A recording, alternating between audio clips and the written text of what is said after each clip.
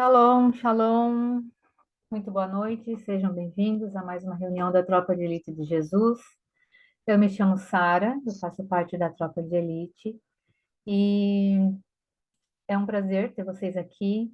É um prazer o Senhor ter me escolhido nesse momento para falar um pouquinho sobre o que Ele tem derramado na minha vida e que eu consiga ser clara o suficiente para que o Espírito Santo também fale com vocês. Amém?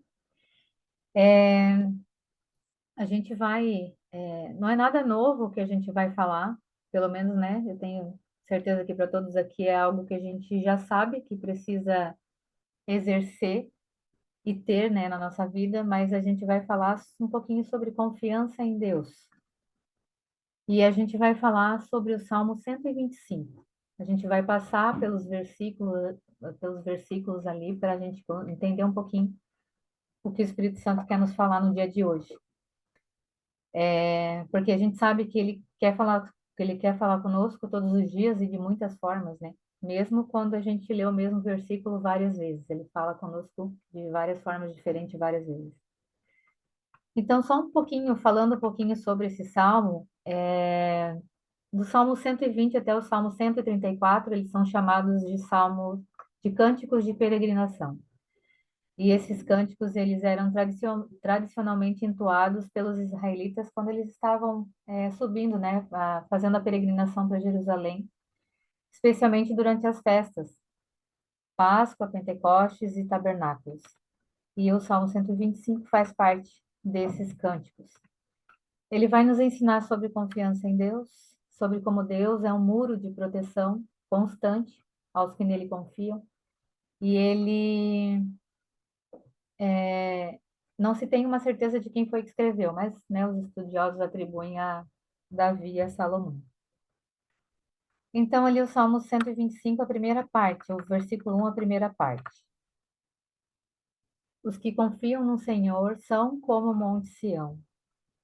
O Monte Sião, ele frequentemente é usado, né? A gente sempre ouve falar sobre Sião e ele é considerado um lugar sagrado. E historicamente ele é considerado isso porque Davi conquistou esse, né, lugar e foi para lá que a Arca da Aliança foi levada. A própria, né, presença de Deus foi levada para lá, estabelecendo então Jerusalém como esse centro religioso, né, para o povo de Israel. E ele é um símbolo ao povo judeu do seu relacionamento com Deus, né? É a representação da terra prometida e da presença divina. E os que confiam no Senhor, o verbo aqui confiar traduz uma palavra hebraica que ela transmite um sentido de estar seguro, de estar confiante, né? De estar ali, cadê? Estar seguro e confiante, isso aí. Se eu confio em Deus, então eu estou seguro e confiante. Eu ando em segurança e ando confiante. Essa expressão, confio no Senhor, ela parece ser tão simples. De fato ela é, mas é algo muito amplo, porque existem muitos aspectos para onde nós podemos abordar sobre confiar, sobre ter fé. E assim como Deus, ele se apresenta para nós em várias facetas, nós também, seres humanos, temos, né? Também temos várias facetas. E essa é uma das perguntas que o Senhor faz para nós hoje. Você confia em mim com todas as suas facetas? No Salmo 41, verso 12, ele fala assim: Por causa da minha integridade, me sustens e me pões na tua presença para sempre. Quando nós somos inteiros do Senhor, ele nos sustenta e ele nos mantém em sua presença. Então, nós precisamos, de fato, confiar em Deus com todas as nossas faces. Esse verso, ele me ensinou que quando eu confio no Senhor, eu preciso expressar segurança, estabilidade, equilíbrio, solidez. Eu sou constante na minha fé e assim, por essa constância, ela se torna inabalável. Mas ele também me ensina que a minha confiança, ela deve estar no Senhor e não em mim mesmo, não na minha inteligência, ou na minha sabedoria, ou na minha eloquência, ou nas minhas mãos, ou confiar no que eu faço, porque eu consigo, porque eu sou bom, porque isso tudo é o Senhor que me concede, pelo amor e pela misericórdia dele. Me deu dons e talentos suficientes e de acordo com a minha capacidade para que eu possa exercer o meu propósito. E abrindo só um pouquinho, um parênteses aqui, como diz a pastora, porque eu sou dessas, esse parêntese sobre dons e talentos que geralmente, né, eu, né, vou falar por mim aqui, não vou colocar vocês, porque eu tenho certeza que eu não estou falando para vocês, eu estou falando só para as pessoas lá de fora.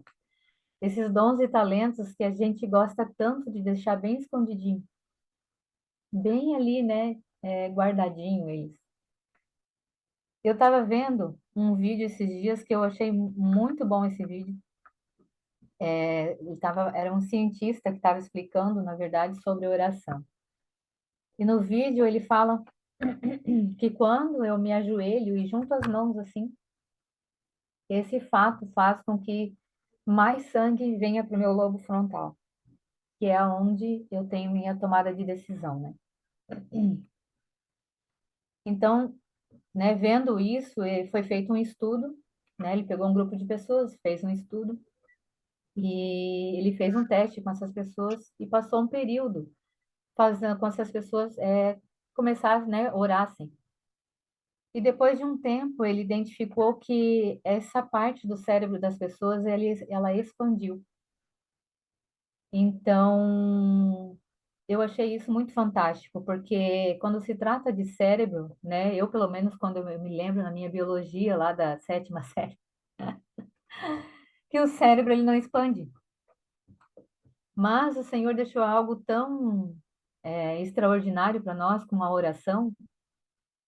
Eu tenho, pelo menos eu tinha esse entendimento de que o cérebro a gente não consegue fazer, expandir ele, né? Então, eu achei muito interessante isso e muito extraordinário por isso, porque o Senhor deixou uma dica valiosa para nós, ele deixou uma arma valiosa para nós, que é a oração, que ela sim faz com que né, as minhas tomadas de decisão e o meu cérebro ele possa melhorar e expandir. Então, quanto mais eu oro, mais a minha tomada de decisão ela é assertiva, cientificamente falando. E quanto mais eu oro, mais o meu relacionamento com o Eterno solidifica. E assim, as decisões que eu tomo não são as minhas, são as deles. Amém? Então, para mim, aqui, ou, né, para talvez alguém de vocês, talvez que tenha se identificado, que gosta de esconder os talentos, os seus dons, você pode começar a orar e pedir ao Senhor ajuda, assim como eu, né, estou fazendo para que eu possa exercê-los, multiplicá-los e colocá-los em prática. Amém? E isso, né, também voltando lá para o nosso salmo, isso também vale para que a gente peça ao Senhor ajuda para confiar nele, porque eu tenho certeza, ele já sabe, né, do tamanho da nossa fé, ele já sabe do tamanho, né, o que nós pensamos, ele sabe, ele nos conhece.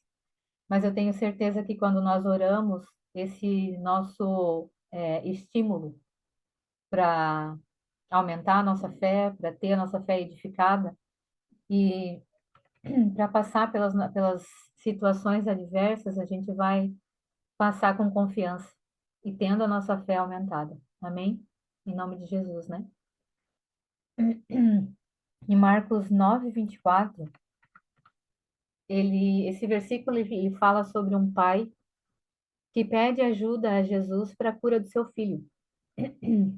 E quando esse pai é questionado por Jesus, ele pede ajuda sobre a sua fé. E Jesus fala assim no versículo: Imediatamente o pai do menino exclamou: Creio, ajuda-me a vencer a minha incredulidade. Que nós possamos ser assim verdadeiros com o Senhor, assim como esse homem foi. Que a gente não tenha medo do Senhor de revelar aquilo que há. Ele vai saber que eu não acredito nele. Ele já sabe. Mas quando eu sou verdadeira e quando eu sou, tiro as minhas máscaras, ele traz a confiança dele, ele derrama sobre nós do amor, do entendimento, daquilo que nós estamos precisando, amém? Provérbios 3, os 5 ao 6, ele vai falar assim: confie no Senhor de todo o seu coração e não se apoie em seu próprio entendimento.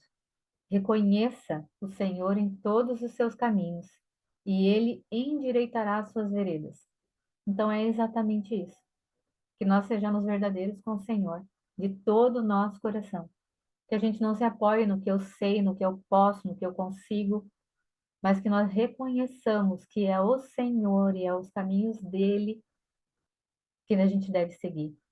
E assim ele vai endireitar aquilo que nós precisamos que seja endireitado. Não só uma parte de nós, mas todas as partes. Glória a Deus. Agora a gente fala sobre a segunda, vai falar sobre a segunda parte do versículo 1 ainda.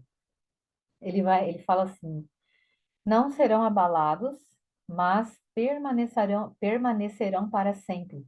Essa é uma promessa do Senhor. Glória a Deus. Ele não está dizendo aqui que não vai haver adversidade, porque se ele mencionou que nós não seremos abalados, significa que pode acontecer alguns terremotos, fazendo aqui uma metáfora com o Monte Sião. Mas essas adversidades, elas não vão nos derrotar. Ela não vai, nos causar medo de uma forma que nos paralise. E nós permaneceremos para sempre, porque a promessa do Senhor é a eternidade com Ele. E nós confiamos nessa promessa. Amém? Me ajuda a confiar, Senhor, cada dia mais crescer em confiança. Entendo também que nós somos humanos e que às vezes as adversidades elas podem ser tão gigantes, elas podem mais parecer umas montanhas de desespero. Eu entendo isso. Mas o que o Senhor tem para falar para você hoje é confia no Senhor. Nós podemos sentir, nos é permitido isso, mas nós não podemos permanecer nesse lugar de dor, de sofrimento e de desespero. Esse lugar não foi feito para nós. Em 2 Coríntios 12, 10, Paulo fala algo, traz um ensinamento extraordinário sobre isso. Ele vai falar assim: por isso, por amor de Cristo, olha só, frisem, né? Se vocês estiverem com a Bíblia aberta, sublinhem, frisem, coloca um marca-texto, um lápis de cor, um negócio brilhando. Por amor de Cristo, eu regozijo-me nas fraquezas, nos insultos, nas necessidades, nas perseguições e nas angústias. Pois quando sou fraco é que sou forte. Eu achei tão extraordinário hoje porque na reunião da tarde o Senhor falou sobre amar a Deus sobre todas as coisas. E aqui ele confirma que é por amor, só por amor de Cristo, é por amor a Deus, que a gente vai seguir firme, mesmo em meio à adversidade, mesmo em meio à dificuldade, mesmo querendo desistir, mesmo o outro sendo terrível, mesmo a minha situação, a minha casa, né, sendo caindo, mas eu vou resistir por amor de Cristo. Então, que a gente possa orar e continuar a orar até chegar nessa maturidade, nesse nível de maturidade e de entrega, que por amor de Cristo eu continuo, por amor de Cristo eu persevero, por amor de Cristo eu me regozijo nas minhas fraquezas, por amor de Cristo eu aguento os insultos, por amor de Cristo eu não me importo em passar necessidade, eu não me importo em ser perseguida, eu não me importo em estar angustiada. Ainda em 2 Coríntios, no 4, capítulo 4, o versículo 16 e 18. Ele vai falar assim: por isso nós não desanimamos. Embora exteriormente estejamos a desgastar-nos, interiormente estamos sendo renovados dia após dia. Pois os nossos sofrimentos leves e momentâneos estão produzindo para nós uma glória eterna, que pesa mais do que todos eles. Assim, fixamos os olhos não naquilo que se vê, mas no que não se vê, pois o que se vê é transitório, mas o que não se vê é eterno. Amém? Aqui, quando a gente vê Paulo falando sobre sofrimentos leves e momentâneos, eu não quero nem comparar o meu sofrimento aqui com o dele. Nem de assim, uma coisinha assim, uma reguinha assim. Nós nem devemos mesmo nos comparar, porque Deus trabalha com cada um de uma forma única e diferente. Mas nós podemos nos analisar e ver se a gente está dando uma reclamadinha santa com Deus. E que muitas vezes Deus está exercendo uma longanimidade gigantesca, gigantesca. E eu tenho certeza que comigo ele exerce. E glória a Deus por isso. O versículo 2 do Salmo 125. Vamos seguir no nosso salmo. Ele fala assim: Como os montes cercam Jerusalém, assim o Senhor protege o seu povo desde agora e para sempre.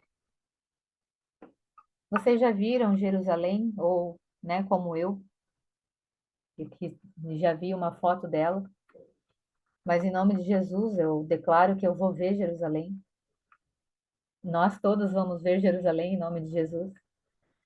Ela é rodeada de montes, e é assim que o Senhor se estabelece aos que confiam nele. Desde agora, desde esse exato momento até a eternidade. Quando eu li esse versículo, eu fiquei imaginando a mãe ursa, como é com seu filhote, né? Pela fama que ela tem de ser feroz quando ela precisa proteger eles. E dessa forma é o Senhor conosco. Ele usa dessa ferocidade, dessa magnitude de amor e de cuidado para cada um de nós. Para os que confiam no Senhor, Ele é como um muro inabalável em torno do seu povo, independente das circunstâncias. A proteção dele não falha.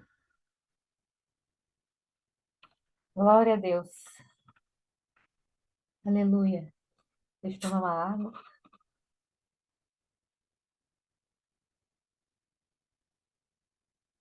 Quero ler com vocês o Salmo 91, que ele vai falar assim: Aquele que habita no abrigo do Altíssimo, aquele que confia no Altíssimo, aquele que está perto do Altíssimo, e aquele que descansa no Todo-Poderoso, pode dizer ao Senhor que tu és o meu refúgio e a minha fortaleza, o meu Deus em quem eu confio. Ele nos livrará do laço do caçador e do veneno mortal. Ele nos cobrirá com suas penas e sob as suas asas nós encontraremos refúgio. A fidelidade dele será o nosso escudo protetor. Nós não temeremos o pavor da noite, e nem a flecha que voa de dia, nem a peste que se move sorrateira nas trevas, nem a praga que devasta ao meio-dia. 1.000 poderão cair ao nosso lado, 10.000 à nossa direita, mas nada nos atingirá. Nós simplesmente olharemos e veremos o castigo dos ímpios. Se nós fizermos do Altíssimo o nosso refúgio, nenhum mal nos atingirá, e desgraça alguma chegará à nossa tenda, porque aos seus anjos ele dará ordens a nosso respeito, para que ele nos protejam em todos os nossos caminhos. Com as mãos eles nos segurarão, para que a gente não tropece em nenhuma pedra. Nós pisaremos o leão e a cobra, pisotearemos o leão forte a serpente. Porque ele nos ama, ele nos resgatou, ele nos protege, pois ele conhece o nosso nome. Nós clamaremos a ele e ele nos dará resposta. E na adversidade nós estaremos com ele. Ele vai nos livrar e nos cobrir de honra. Vida longa ele vai nos dar e vai nos mostrar a salvação. Aleluia. Glória a Deus, Senhor. No versículo 3 do Salmo 125, ele vai falar assim: os perversos não governarão a terra dos justos, para que os justos não sejam tentados a fazer o mal. Esse versículo 3 ele me lembrou daquela frase, famosa frase que fala: o povo tem o governo que merece. Em Provérbios 28:2, ele vai confirmar isso. Ele fala que a corrupção moral de uma nação faz cair o seu governo, mas o líder sábio e prudente traz estabilidade. Então, quanto mais pessoas que confiam no Senhor existirem e se manifestarem, mais chances de justos governarem haverá. Isso é um fato. Porém, por ora, como nós sabemos do andar da carruagem para os tempos do fim, e enquanto nós aguardamos com grande expectativa a manifestação dos filhos, eu repito a oração de Jesus para mim e para você. Em João 17:15 ele ora assim: não peço que os tires do mundo, mas que os protejas do maligno. Amém? Versículo 4 do Salmo 125, ele vai falar assim: ó Senhor, faze o bem àqueles que são bons, aos que têm o coração sincero. Então, qual é o atributo para ser bom? Ter um coração sincero. O próprio Jesus fala que apenas Deus é verdadeiramente bom. Se a gente realmente for olhar para dentro de cada um de nós, a gente vai ver que o meu e o seu coração, ele ainda é bem sujo. Ele é tão cheio de arrogância, de erro, de soberba, de orgulho, de mentira. Eu uso de mentira muitas vezes até comigo mesma. Às vezes nem eu me conheço direito. Quanto mais eu expresso isso no meu relacionamento com o Senhor. E se eu não sou completamente sincera com o Senhor, eu acabo não vivendo um relacionamento pleno com Ele. E isso a gente volta lá na nossa integridade. Se eu não sou inteira ao Senhor, Ele também eu não vou conseguir pegar a plenitude dele. Então, para nós sermos mencionados pelo Senhor que somos filhos segundo o seu coração, a gente também precisa passar por essa peneira santa e arrancar todo o orgulho que ainda faz com que nós não sejamos completamente sinceros com o Senhor. E isso é muito importante, porque eu vou ler até novamente esse versículo para vocês. Ó Senhor, faze o bem àqueles que são perfeitos e que nunca erram. Não está escrito assim na Bíblia de vocês? O Senhor, ele não nos pede perfeição. Até porque a gente sabe que o único que o Deus chamou de homem segundo o seu coração foi Davi. E Davi não foi um homem perfeito. Ele pede sinceridade verdadeira, não da boca para fora, ou uma sinceridade no padrão mundano, quando ele fala lá do coração circunciso, né? Que pode mudar, não uma sinceridade que pode mudar conforme o rumo dos ventos, mas uma sinceridade que vem realmente do coração, que realmente ela vai me expor perante o Senhor. Realmente eu vou chegar a Ele e vou falar: Senhor, eu não consigo isso. Eu preciso da tua ajuda, porque eu não vou conseguir vencer esse pecado. Eu me arrependo disso, Senhor. Me ajuda a mudar. É com essa sinceridade de coração que sim, que daí ele vem e ajuda. No versículo 5, nós já estamos acabando. Do Salmo 125, ele vai falar assim: expulsa, porém, os que andam por caminhos tortuosos, ó Senhor. Leva-os embora, junto com os que praticam o mal. Eu tenho certeza que essa é uma oração que repetidamente a gente deve fazer. Ora, Senhor, aproxima de mim os teus escolhidos, os justos, as pessoas que vão me ajudar em meio à adversidade, e afasta de mim os que andam por caminhos tortuosos. Leva-os embora junto com os que praticam o mal.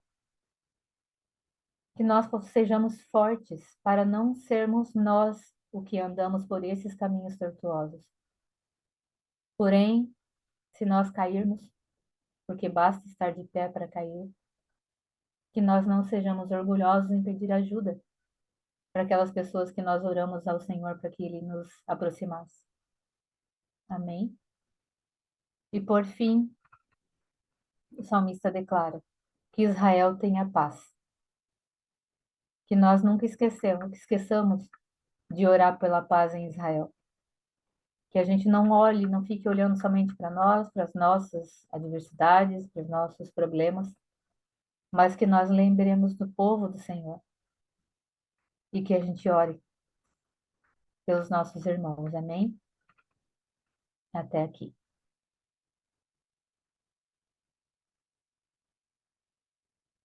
É a ceia, né? Pode pegar o seu pãozinho.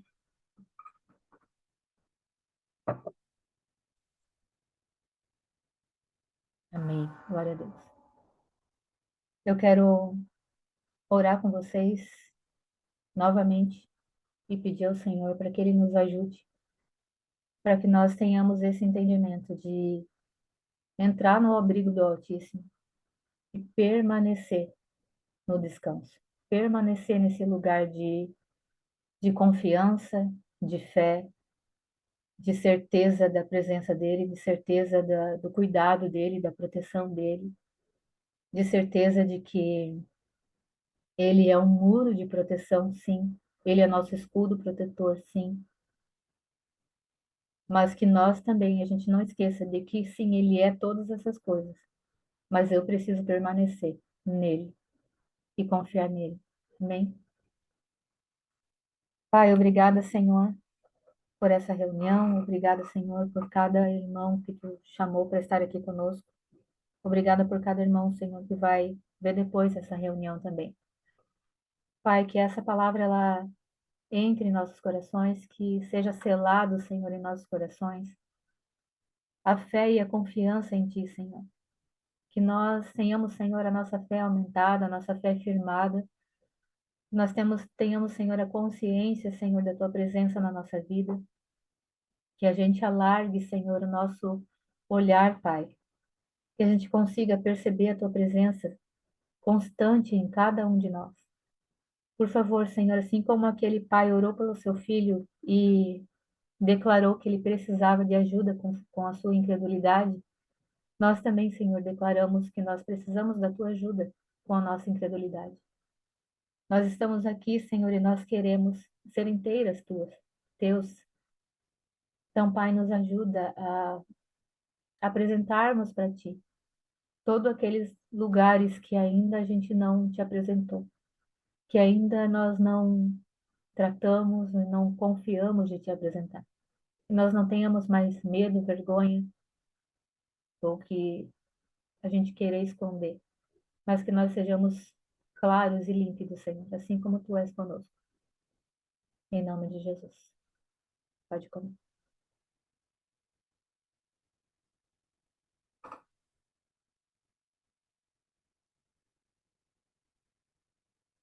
Obrigada, Senhor, pelo teu sangue derramado, que é um sangue, Senhor, que nos limpa, que nos cura, que nos traz clareza, que nos traz entendimento. Que à medida que esse suco, Senhor, for entrando com essa água, Senhor, ela for entrando em nós, Que essa palavra, Senhor, ela seja firmada em cada um de nós. Que nós sejamos limpos, Senhor. Límpidos, papai. Em nome de Jesus. Amém. Podem tomar.